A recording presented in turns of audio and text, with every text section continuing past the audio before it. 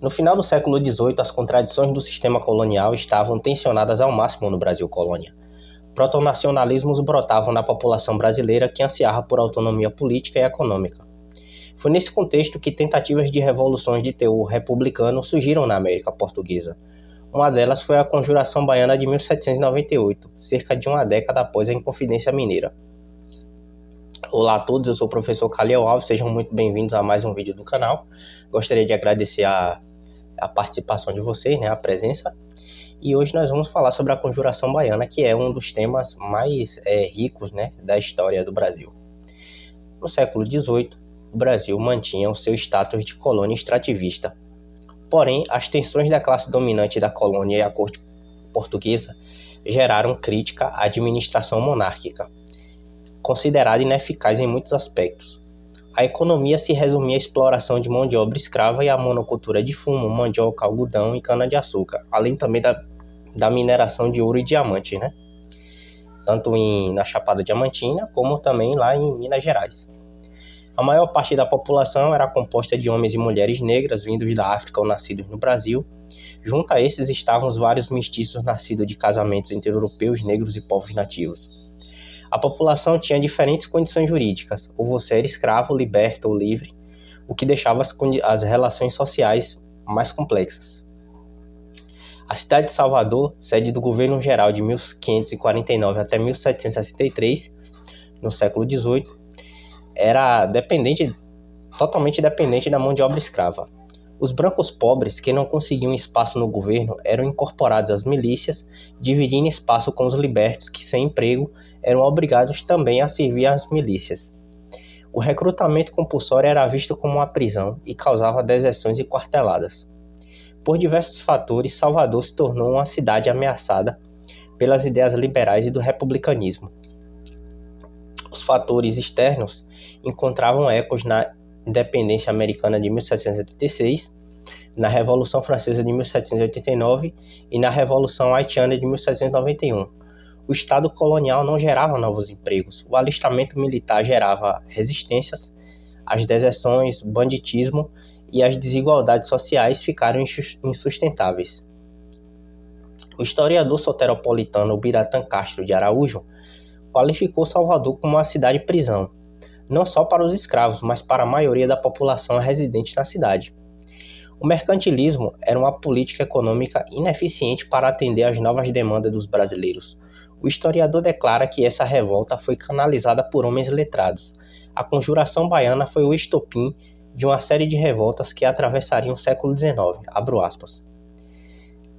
A primeira manifestação de revolta da plebe urbana de Salvador contra a grande prisão coletiva que se tornara a cidade ocorreu no dia 12 de agosto de 1798. Pela manhã, apareceram 10 manuscritos colados em pontos diversos da cidade, contendo propósitos revolucionários.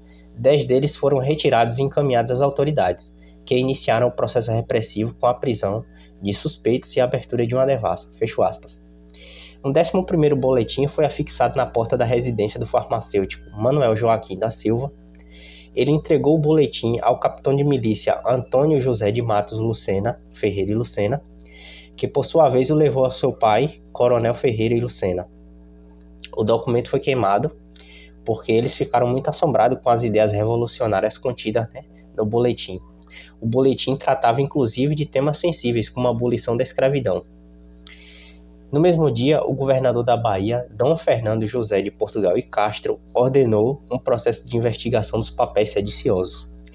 As investigações não parecem ter intimidado os conjuradores. Em 20 de agosto, 2 outras cartas foram endereçadas às lideranças religiosas da Igreja do Carmo.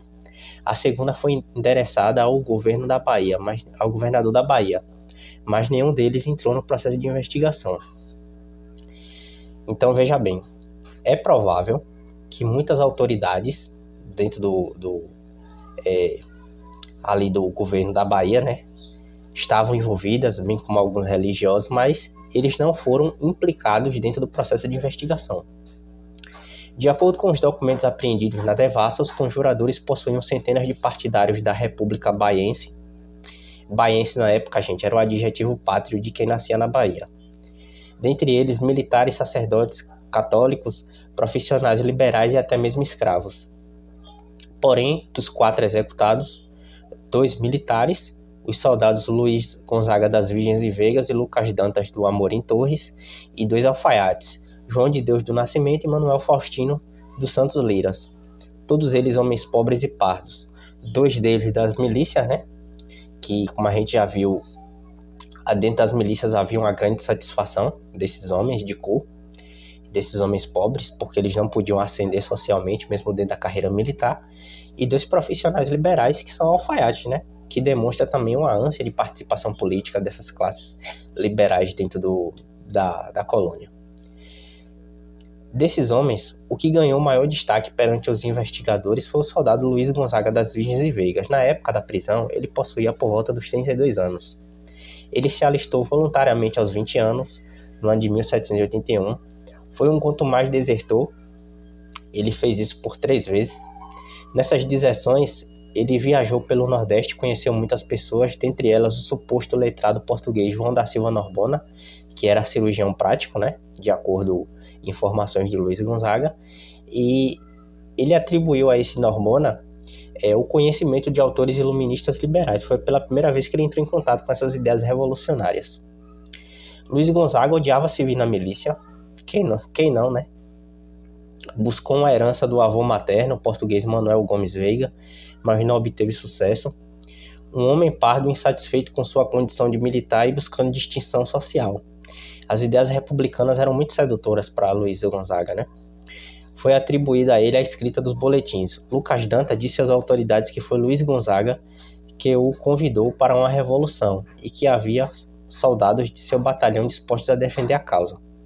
O historiador baiano Luiz Henrique Dias Tavares complementa, abro aspas, por causa dessas declarações de Lucas Dantas, agravadas pelas que foram feitas por Santos Lira, João de Deus e Romão Pinheiro, sou levado a aceitar, no caso Tavares, né, a aceitar que no segundo semestre de 1797 ou no primeiro de 1798, Luiz Gonzaga encontrou um movimento de rebeldia social de soldados, artesãos e escravos que desejavam igualdade de direitos sem diferenças de cor.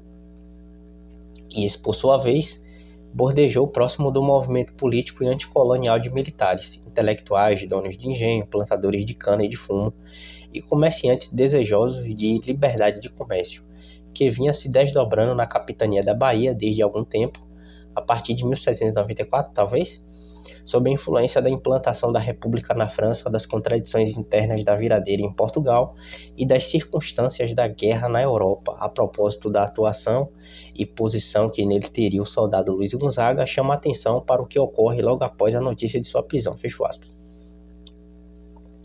A conjuração baiana era influenciada pelos intelectuais iluministas, pelos movimentos de independência da América e pela própria experiência de revoltas militares na colônia. Ela era multiétnica e interclassista. Nos textos consultados há poucas referências às mulheres, mas não é possível determinar que as mulheres estavam ausentes do movimento revolucionário. Tá gostando do vídeo até aqui, pessoal? Se inscreva no canal, curta, comente, compartilhe para ajudar na divulgação. Vocês sabem o quanto isso é precioso, né? Para a divulgação do canal, para o algoritmo entender que realmente esse vídeo é interessante para vocês. Uma das partes mais intrigantes da conjuração baiana é a condenação e execução das penas. As autoridades citadas não foram investigadas, lembrando, né? Apesar da grande quantidade de suspeitos, apenas 4 homens foram penalizados pelo crime de lesa majestade e traição. Com certeza, é uma investigação cheia de reviravoltas. A punição não terminou com as prisões e torturas, elas foram muito além disso. Quem narrou os últimos momentos dos conjuradores foi o Frei José do Monte Carmelo, o prior do convento e igreja de Santa Teresa. Após a declaração da sentença de execução em praça pública, todos foram mandados para o segredo da relação. Manuel Faustino atentou contra a própria vida, 4 vezes, tamanho o seu medo da pena imposta, que ele sabia que ia ser executado da forma mais terrível possível e de forma pública. Manuel Faustino e Lucas Dantas se arrependeram e confessaram. Já João de Deus e Luiz Gonzaga, seja para aliviar suas penas ou pelo choque da sentença recebida, assumiram um comportamento deslocado. Uma junta médica foi trazida para avaliar eles, para saber se eles estavam enlouquecendo de verdade, mas os médicos alegaram que não tinha nenhum traço de demência neles. Então é provável que eles tenham feito isso justamente para tentar diminuir as penas, né? Em 8 de novembro, em marcha e sob escolta, todos os condenados desfilaram pelas ruas de Salvador. Luiz Gonzaga, o primeiro da fila, pediu um ato de protestação ali mesmo no patíbulo, falou ao público com uma fervorosa convicção católica. Ele mostrou arrependimento, disse que estava muito arrependido daquilo. Alegou que tudo tinha sido influência de más companhias. E João de Deus também seguiu o exemplo dele e falou, né, para a multidão, condenou as ideias liberais, iluministas, chocou a todos, né, com a sua repulsa pelas ideias revolucionárias. Após a execução, os corpos foram esquartejados e pendurados pela cidade de Salvador, seja onde residiam ou nas casas que frequentavam, para dar o exemplo, né? Os cadáveres logo entraram em decomposição, exalaram miasma durante vários dias e atraíram uma revoada enorme de urubus que se alimentaram dos corpos. E os corpos foram retirados dias depois de muito pedido das autoridades, né, e também de religiosos, né, que acharam aquilo ali um espetáculo grotesco. Patrícia Valim descreve as motivações desse suplício espetacularizado, abro aspas. A punição na soberania é menos uma vingança, apenas um sentimento pessoal do monarca, além do que uma ação política efetiva, uma vez que o delito é uma ameaça à ordem e o espetáculo da punição exemplar é feito para ser o de partida para o restabelecimento dessa mesma ordem ameaçada. Só que a punição exemplar, como se viu no relato de Frei José, não foi encerrada com o enforcamento dos réus. Por seu caráter de espetáculo, os suplícios se prolongaram ainda depois dos enforcamentos, com o esquartejamento dos corpos e a exposição pública das partes em locais nos quais os réus habitavam e circulavam com certa frequência. Ocorre que o prolongamento dos suplícios e do espetáculo punitivo, em alguns casos, acaba invertendo os papéis, fazendo que o condenado às vezes seja um objeto de piedade e de admiração. Fecho aspas. A autora percebe isso, né, no discurso do próprio Frei, porque no início ele estava com muita repulsa dos condenados e aí ao longo do tempo, vendo o arrependimento deles, vendo a violência com que foram tratados, ele acabou mudando um pouco a sua opinião sobre os condenados. Um evento histórico de tamanha proporção e comoção não ficaria isento de disputas dentro da historiografia. Inácio Ascioli destacou a simpatia das classes desprivilegiadas da capitania com as ideias revolucionárias francesas. Francisco Adolfo de Van Hague não hesitou em qualificar o movimento de conspiração socialista, que ele chamava de haitianismo à brasileira. O evento foi visto durante muito tempo como algo localizado e de pouca expressão. Patrícia Valim destaca que essa percepção mudou após a descentralização da produção historiográfica no Brasil. A criação dos vários institutos de geografia e história pelo Brasil reelaborou a escrita da história no país. Francisco de Barros e Braz do Amaral deram uma centralidade à Bahia na formação do Estado vindouro. As ideias dos liberais e iluministas eram consumidas na Bahia setecentista. A população pobre tomava consciência de que também podia fazer política. Os desafios estavam na organização política desse grupo para a tomada do poder. Caio Prado Júnior, em sua análise marxista da conjuração baiana, relaciona o evento aos fatores externos como a economia agroexportadora. Afonso Rui estabeleceu que nem a burguesia colonial, nem o proletariado urbano de Salvador estavam aptos para cumprir seu papel histórico, ou seja, de uma revolução democrática. A doutrinação política formou simpatizantes, não revolucionários na prática. Carlos Guilherme Mota enfatiza a crise do sistema colonial como motivador da conjuração baiana, o que criou porque o mercantilismo ele vivia de uma contradição. Havia um acúmulo de riqueza no ultramar e subdesenvolvimento econômico no Brasil. Stephen Janksow tratou da composição distinta dos conjuradores, com a participação de homens e diversos grupos sociais. Um dos primeiros a tratar do tema, no entanto, foi o professor régio de grego Luiz dos Santos Vilhena. Ele escreveu o livro Recopilação de Notícias Soteropolitanas e Brasílica, em 1797-1799, e esse livro, pessoal, ele é uma das referências básicas para o estudo da conjuração baiana. E Patrícia Valim sintetiza as análises de Vilhena, abro aspas. A forma de pensamento de Luiz dos Santos Vilhena sugere que o liberalismo no mundo luso-brasileiro do final do século XVIII pode estimular tanto as insurreições quanto as reformas para evitá-las. Fecho aspas. Mesmo com a derrota do movimento revolucionário baiano, os alfaiates e soldados não foram esquecidos. No século XIX, a Bahia veria várias levantes de homens de cor, desde a revolta dos malês até a Sabinada. Mas isso fica para outros vídeos. O legado da Conjuração Baiana, para todos nós brasileiros, é mostrar que as classes populares nunca foram passivas, que o Estado brasileiro sempre reprimiu a participação política dessas classes com muita violência e que o brasileiro não é desmemoriado como afirmam alguns. Na verdade, esse tipo de pensamento é antinacional, antipatriótico, anti-intelectual e anti-acadêmico também. Então, para quem ficou até o final do vídeo, deixa um like, comente, compartilhe. Muito obrigado.